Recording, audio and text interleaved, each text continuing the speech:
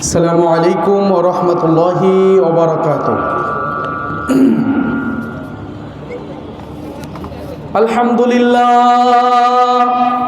আলহামদুলিল্লাহ নাহমাদুহু ওয়া নাস্তাঈনুহু ওয়া নাস্তাগফিরুহু ওয়া নাউযু বিল্লাহি মিন শুরুরি আনফুসিনা ওয়া মিন সাইয়্যাতি আ'মালিনা মান ইয়াহদিহিল্লাহু ফালা মুদিল্লা লাহু ওয়া মান ইউদ্লিলহু ফালা হাদিয়া লাহু ওয়া আশহাদু আল লা ইলাহা ইল্লাল্লাহু ওয়াহদাহু লা শারীকা লাহু ওয়া আশহাদু আন্না মুহাম্মাদান আবদুহু ওয়া রাসূলুহু। আম্মা বা'দু আউযু বিল্লাহি মিনাশ শাইতানির রাজীম। বিসমিল্লাহির রহমানির রহিম। ওয়া ক্বালা আশ-শাইতানু লাম্মা কুদিয়াল আমরু ইন্নাল্লাহা ওয়া'আদাকুম ওয়া'দাল হাক্কি ওয়া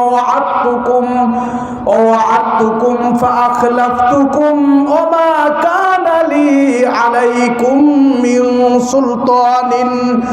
মিন সুলতানিন ইল্লা আন দা'আউতুকুম ফাস্তাজাবতুম লি ফালা তালুমুনি ওয়া লুমু আনফুসাকুম মা আনা বিমুসরিখিকুম ওয়া মা আনতুম বিমুসরিখি ইন্নী কাফারতু বিমা আশরাকতুমুনি মিন ক্বাবল ইন্নাদ যালিমিনা লাহুম আযাবুন আলীম।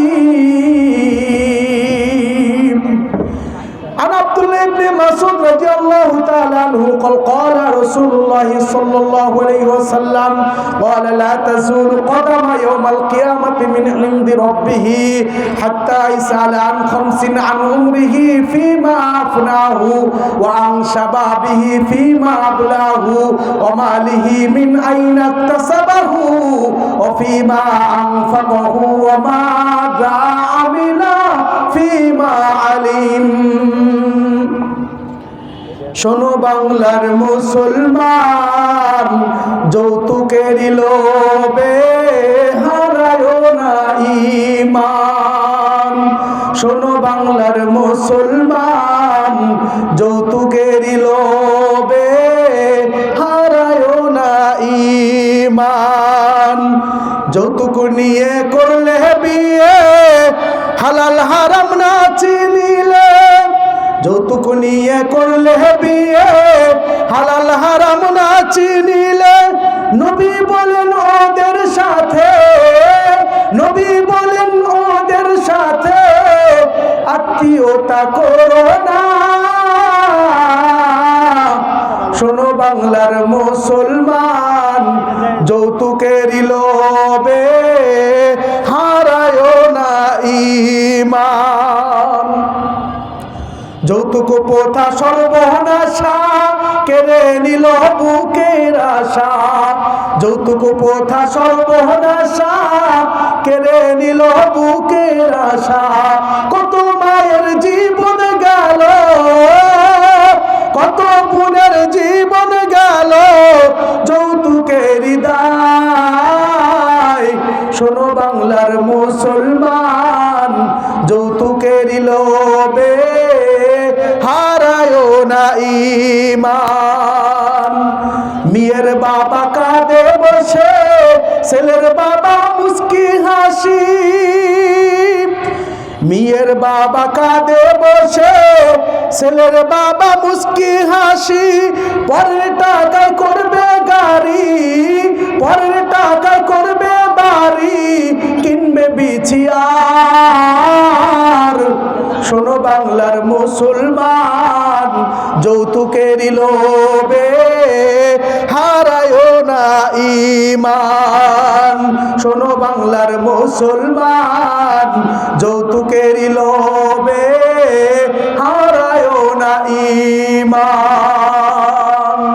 সমস্ত প্রশংসা, সমস্ত তারিফ সেই মহান রবের প্রতি, সেই মহান সৃষ্টিকর্তা আল্লাহর প্রতি, যিনি আজকে পবিত্র জুমার দিনে 17 জানুয়ারি 2025 রোজ শুক্রবার আনুমানিক প্রায় 9:45 বেজে গিয়েছেন বা 8:30টার উপরে বেজে গিয়েছে। এই সময় আমাদেরকে আল্লাহ রব্বুল আলামিন এই মাজলিসের ভিতরে বসে কোরআন এবং সহিহ হাদিস থেকে কথা বলা এবং শোনার সুযোগ করে দিচ্ছেন। যাদের অকালান পরিশ্রমে, যাদের মাধ্যমে নরসিংদী জেলা জমিয়ত আহলে হাদিস ও সুববানের যৌথ উদ্যোগে এই নবম ইসলামী মহাসম্মিলন অনুষ্ঠিত হচ্ছে আমাদের দক্ষিণ শিলমান্দি কেন্দ্রীয় ঈদগাহ মাঠে। আমরা তাদের প্রতি শুকরিয়া, আমরা আল্লাহর প্রতি কৃতজ্ঞতা প্রকাশ করব, যিনি সর্বশক্তিমান, যিনি এই সকল মানুষের মাধ্যমে এই মাহফিল সংগঠিত হওয়ার সুযোগ করে দিচ্ছেন। আমরা আল্লাহর প্রতি শুকরিয়া আদায় করি, সকলেই পড়ি আলহামদুলিল্লাহ। আমাদের এই মাঠের জন্য আমার মনে হচ্ছে যে এই প্রথম যে মা বোনদের জন্য আলাদা সুন্দর ব্যবস্থা, একদম পূর্ণাঙ্গ খাস পর্দার মাধ্যমে মহিলাদের অধিবেশন চালু হচ্ছে। আমরা এর জন্য এই সকল ভাইদের প্রতি অনেক অনেক কৃতজ্ঞ। আরও কৃতজ্ঞ জানাচ্ছি যারা এখানে আশেপাশে অনেক ভাইরা সময় দিয়ে, শ্রম দিয়ে যারা সুযোগ করে দিয়েছেন, তাদের প্রতিও আমরা আল্লাহর কাছে দোয়া করি আল্লাহ তাদের দিনের জন্য কবুল করেন, আমিন। আমার সময় খুবই কম, এই জন্য আমি আর বিস্তারিত কথা বলবো না।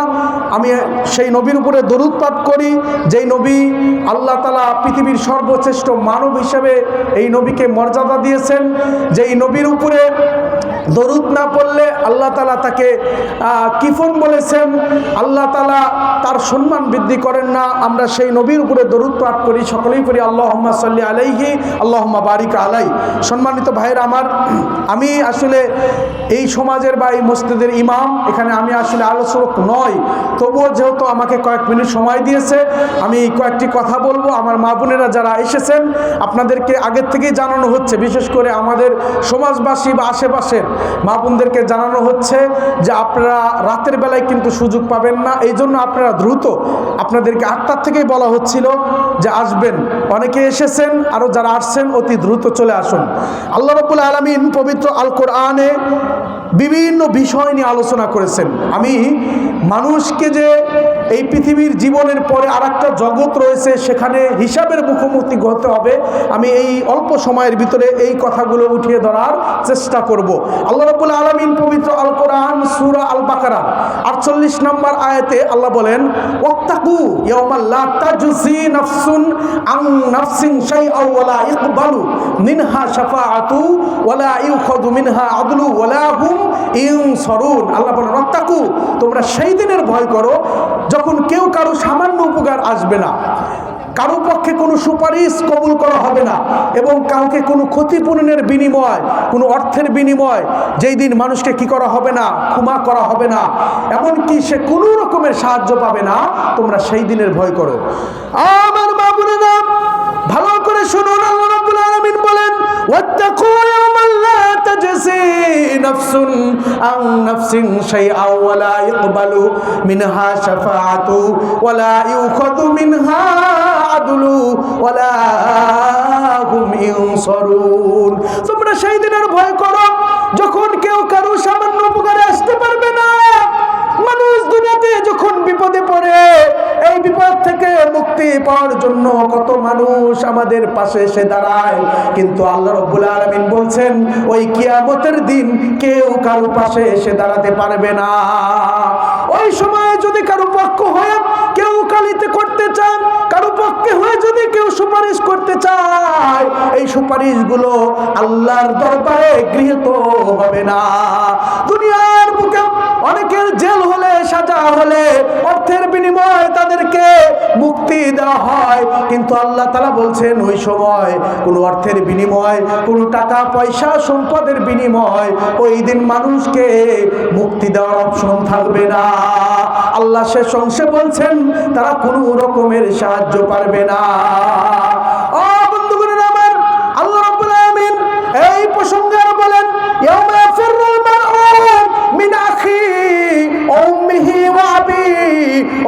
সাহিবাতিহি ওয়া বানি। আল্লাহ রাব্বুল আলামিন বলেন মানুষের কিয়ামতের মাঠে এমন একটা মুহূর্ত আসবে, এমন একটা সময় আসবে যখন পিতা তার সন্তানকে চিনবে না, সন্তানেরা পিতা মাতাকে চিনবে না। সবাই নিজেকে নিয়ে ব্যস্ত থাকবে, কেউ কারো পরিচয় দিতে চাইবে না। সন্তান পিতা মাতার কাছে গিয়ে বলবে যে আজকে এই বিপদের সময় বাবা মা তোমরা দুনিয়াতে আমাদের জন্য কত কিছু করেছো, আজকে এই মুহূর্তে আমাদের কয়েকটি নেকি দিয়ে সহযোগিতা করো। তাফসীরগণ এভাবে তাফসীর করেছেন যে আপনার ওই সময় পিতা মাতারা যখন এই কথাগুলো শুনবে সন্তানদেরকে উদ্দেশ্য করে বলবে, আরে দুনিয়াতে আমাদের কোনো সন্তান ছিল না, আমাদের সন্তান তো দূরে থাক, আমাদের বিবাহই হয়েছিল না। বন্ধুগণ আমার, পিতা মাতা যখন সন্তানদের কাছে যাবে, সন্তানরা শুনে পিতা মাতাকে অস্বীকার করে বলবে দুনিয়াতে আমাদের কোনো মা বাবা ছিল না। অত্যন্ত ভয়ানক জায়গা, যেই জায়গায় শুধু পুরুষ নয় নারীদেরকে মুখোমুখি করা হবে। আল্লাহ রাব্বুল আলামিন পবিত্র আল কোরআনে এই প্রসঙ্গে সূরা আল হজের ভিতরে বলছেন, 22 নম্বর সূরা খুলে দেখবেন 2 নম্বর আয়াতের ভিতরে আল্লাহ বলেন ইয়াউমা তারাউনাহা তাদহালু কুল্লু মুরদিআতিন আম্মা আরদাআত ওয়া তাদাউ কুল্লু যাতি হামলিন হামলাহা ওয়া তারান নাসা সুকারা ওয়া মা হুম বিসুকারা ওয়ালাকিন্না আযাবাল্লাহি শাদীদ। মহান রব্বুল আলামিন বলেন, দুনিয়াবাসী তোমরা শোনো, ইয়াউমা তারাউনাহা তাদহালু কুল্লু মুরদিআতিন আম্মা আরদাআত ওয়া তাদাউ। আল্লাহ বলেন সেই দিন মহিলারা, স্তন্যরত মহিলা তার সন্তানকে ফেলে সেই দিন তিনি পালায়ন করবে। মা সন্তানকে দুধ খাওয়াচ্ছে, ওই মা সন্তানকে দুধ না খেয়ে সন্তানকে জমিনে ফেলে নিজেকে বাঁচার জন্য সন্তানের মায়া মহব্বত মায়ের ভিতর থাকবে না, সন্তানকে ফেলে তিনি পালায়ন করবে। বন্ধুগণ আমার, শুধু তাই নয়, ওই সময় স্তন্যরত বুকের দুধ পান করেছে মা, ওই মা সন্তানকে ফেলে কি করবে? ওই মুহূর্তে নিজেকে বাঁচার জন্য পালায়ন করবে। শুধু তাই নয়, কুল্লু মুরজিআতিন আম্মা আরদাআত ওয়া তাদাউ কুল্লু যাতি হামলিন হামলাহা। আল্লাহ বলেন ওই সময় মহিলাদের, গর্ভবতী মহিলা যাদের পেটের ভিতরে এরকম 6 মাসের 7 মাসের 8 মাসের 9 মাসের বাচ্চা পেটের ভিতরে রয়েছে, হয়তোবা এখনো পরিপূর্ণ হয় নাই, এখনো দুনিয়াতে আসার সময় হয় নাই, কিন্তু ওই কিয়ামতের দৃশ্য দেখে তাদের ওই পেটের সন্তানগুলো, অপুষ্ট সন্তানগুলো ওই পেটের ভিতর থেকে খসে খসে জমিনে পড়তে থাকবে। কিন্তু ওই মহিলা কোনো কষ্ট, কোনো যন্ত্রণা, কোনো বেদনা বুঝতে পারবে না, কারণ এর থেকে ভয়ানক আযাব তার সামনে ভেসে উঠবে। বন্ধুগণের আমার, শুধু তাই নয়, আল্লাহ রাব্বুল আলামিন বলছেন যে ওই সময় মানুষগুলো নেশাগ্রস্তর মতো থাকবে, মাতালের মতো থাকবে। একজন মানুষ পরিপূর্ণভাবে মদ খেলে, ফেন্সিডিল খেলে, গাঁজা খেলে যেমন স্বাভাবিক থাকে না, তার স্বাভাবিকভাবে কথা বলতে পারে না, ওই সময় মানুষগুলো নেশাগ্রস্তর মতন হবে। কিন্তু আল্লাহ বলছেন আসলে তারা নেশাগ্রস্ত দ্রব্য পান করবে না, ওয়ালাকিন্না আযাবাল্লাহি শাদীদ। আসল ব্যাপার হলো আল্লাহর আযাব অত্যন্ত কঠিন। আল্লাহর আযাবের ভয়াবহতা, বিভীষিকাতা দেখে তাদের এই অবস্থা, এই পরিণত হবে। বন্ধুগণের আমার, আজকে মানুষ দুনিয়াতে বন্ধুর মাধ্যমে অপকর্মে লিপ্ত হয়, বান্ধবীর মাধ্যমে অপকর্মে লিপ্ত হয়। আল্লাহ সূরা মাআরিজের ভিতরে বলেন 10 নম্বর আয়াত থেকে 14 নম্বর আয়াত পর্যন্ত বলেন, ওয়ালা ইয়াসআলু হামিমুন হামিমা। আল্লাহ বলেন সেদিন কোনো প্রাণের বন্ধু নিজের প্রাণের বন্ধুকে জিজ্ঞাসিত করবে না। যে বন্ধুর মাধ্যমে আজকে বন্ধু খারাপের দিকে যায়, বন্ধুকে খারাপ দিকে আহ্বান করে, আর আপনি বন্ধু অমনিতেই সেই আহ্বানকে আপনি গ্রহণ করে নিয়ে সেই পাপের জীবনকে আপনি বেছে নিচ্ছেন। আমি সেই সকল মানুষদেরকে অনুরোধ করে এই আয়াতগুলো আপনাকে মনোযোগ সহকারে শোনার জন্য বলছি। আল্লাহ বলছেন, ওয়ালা ইয়াসআলু হামিমুন হামিমা, ইউবাসসিরুনহুম ইয়াওয়াদুল মুজরিমু লাউ ইফতাদি মিন আযাবি ইয়াউমিইযিন বানি। আল্লাহ বলেন ওই বন্ধু সেদিন কোনো বন্ধুর খবর রাখবে না, সেদিন বন্ধুর সাথে বন্ধুর সাক্ষাৎ হবে, কিন্তু সেদিনের আযাব থেকে বন্ধু মুক্তি পাওয়ার জন্য কি করবে? এরকম ভাবে নিজের সন্তান, ছেলে মেয়ে, অসাহিবাতিহি ওয়া আখি ওয়া ফাসিলাতিহি আল্লাতী তুবি, এদি সেদিন কি করবে? সেদিন ওই আযাব থেকে বাঁচার জন্য তার পরিবার, ছেলে মেয়ে, আত্মীয় স্বজন, ভাই বেরাদার, এমনকি পৃথিবীর তার প্রতিবেশী, তাকে আশ্রয় দানকারী, এমনকি পৃথিবীর সব কিছুর বিনিময় দিয়ে হলেও তিনি মুক্তি পেতে চাইবে। এই অবস্থা হবে। এই জন্য আমার মা বোনদেরকে বলছি, আজকে আপনি খারাপ বন্ধু গ্রহণ করবেন না। খারাপ বন্ধু যদি গ্রহণ করেন তাহলে আপনার এই খারাপ বন্ধু আপনাকে খারাপের দিকে নিবে, কিন্তু কিয়ামতের মাঠে আপনার কোনো উপকার করতে পারবে না। এই জন্য আমাদেরকে ভালো বন্ধু গ্রহণ করতে হবে, যেই বন্ধু আমাকে জান্নাতের দিকে নিয়ে যাবে।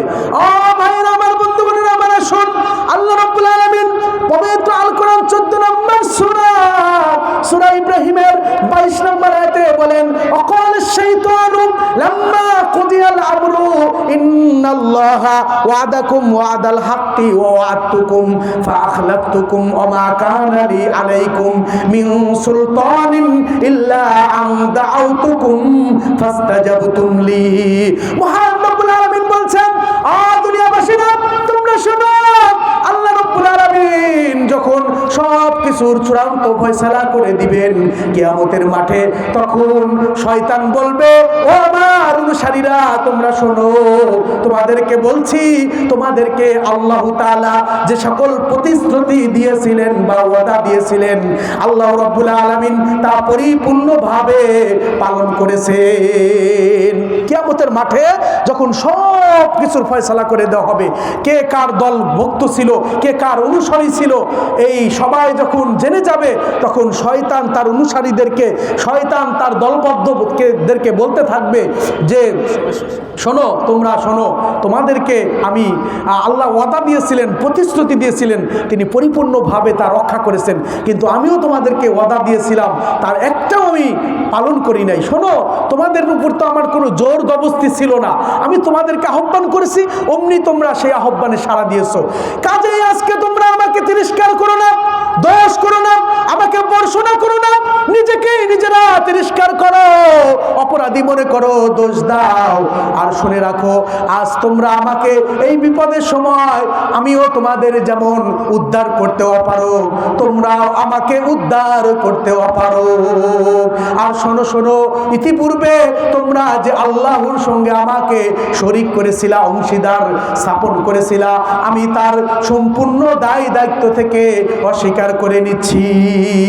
ভাইরা আমার সময় শেষ, এই জন্য আমিও ওইভাবে আলোচনা গুছাইনি। জানি যে আলোচনার সময় যেহেতু অনেক আলোচক রয়েছে, আলহামদুলিল্লাহ আমাদের আলোচনা প্রত্যেক দিনই আপনারা শুনতে পারেন, বিশেষ করে প্রতি জুমা ইচ্ছা করলে আমাদের মসজিদে গিয়ে শুনতে পারবেন। আমি আমার অত্র এলাকার এবং মাইকের মাধ্যমে যেখানে আওয়াজ যাচ্ছে মা বোনদেরকে বলবো যে একটা দিনের জন্য আপনারা ত্যাগ স্বীকার করুন। আসুন, এখানে আজকে শাইখ নূর মোহাম্মদ বর্ধমানী সহ আরও বিশিষ্ট আলেমে দ্বীন আলোচনা করবেন, এবং আমাদের মসজিদে শাইখ নূর মোহাম্মদ বর্ধমানী সাহেব জুমার খুতবাও দিবেন। তো আলহামদুলিল্লাহ আপনারা এখান থেকে ওয়াজ শুনে আবার খুতবাও শুনতে পারবেন। মা বোনদের জন্য আমাদের বিশাল বড় জায়গা আছে, অসুবিধা নেই। আর আমাদের এখানে শেখ মুজাফর বিন মহসিন শহীদুল্লাহ খান মাদানী সহ অনেক আলোচক আলোচনা করবেন। আপনারা সবাই আসেন, আমি আপনাদেরকে অনুরোধ জানাচ্ছি, আগেও দাওয়াত দিচ্ছি, আবারও দিচ্ছি। আমাদের মধ্যে মেহমানরা এসেছে, আমরা তাদের সম্মান করব। আল্লাহ যেন আজকের এই মাহফিলকে কবুল করে নেন, আল্লাহ যেন আমাদের এই মাহফিলের উসিলায় নাজাতের ব্যবস্থা করে দেন। আল্লাহুম্মা আমিন। ওয়া মা আলাইনা ইল্লাল বালাগ। সুবহানাকা আল্লাহুম্মা ওয়া বিহামদিকা আশহাদু আল্লা ইলাহা ইল্লা আনতা আস্তাগফিরুকা ওয়া আতুবু ইলাইক। আসসালামু আলাইকুম ওয়া রাহমাতুল্লাহি ওয়া বারাকাতুহু।